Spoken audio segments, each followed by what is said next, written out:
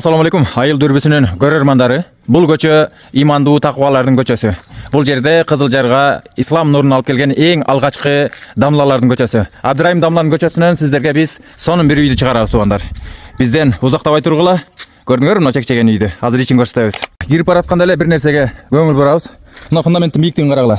Бул деген 1.78 бойлуу кишинин көкүрөгүнө келип атат. Бул өтө эле бийик туугандар. Ушундай бийиктикте, бекемдикте салынган үй экен да. Карагылачы, кандай керемет.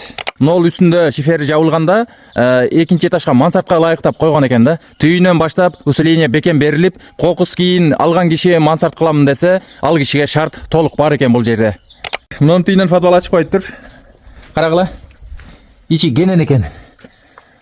Бай. Мына фундаменттин калыңдыгын карагылачы. Кандай калың. Эми бул жерди бусканда бир аз ыңгайсыз бузуп коюштур. Негизи азыр эми заман өнүгүп калбадыбы? Жакшына кылып кесип, усиление берип койсо, сонун эле болуп калат экен бул жери. Эми үйдүн ичине кирип көрсөтөлү туугандар. Мына тепкичтерин карагылачы. Мына киргенде эле бу жерде өзүнчө да бир комнат. Бут кийимдер чечкени барына. Бул жерде холл. Бул жагында чоң комната. Ушул жерди мына экинчи этажга чыкканы орунду калтырыптыр. Ушул жерден бөлүп койсоңуз, бул жак өзүнчө бир комната болуп калат экен да. Биягында да бир комнатасы бар. Бул азыр жашаганга ылайыктуу. Бир сыйра актап сырдап карап, кондиционери бар экен, жашаса болот.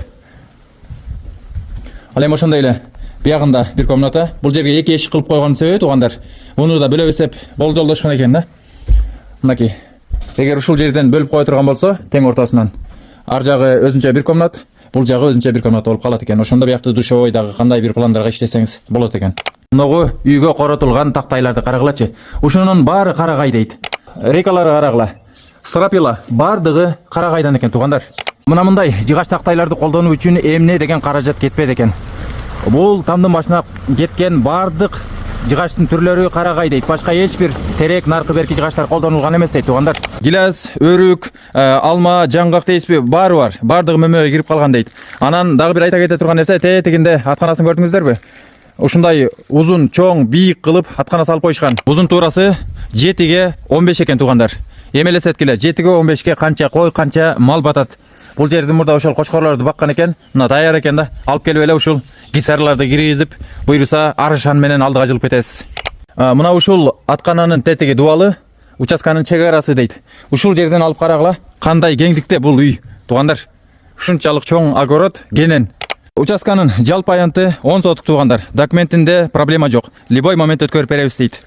Бул жерде грант бар, суу маселесинде проблема жок бу жерде. Көк чайдан коюураак салып, бекемирээк отурабыз туугандар. Азыр үйдүн баасын айтамын.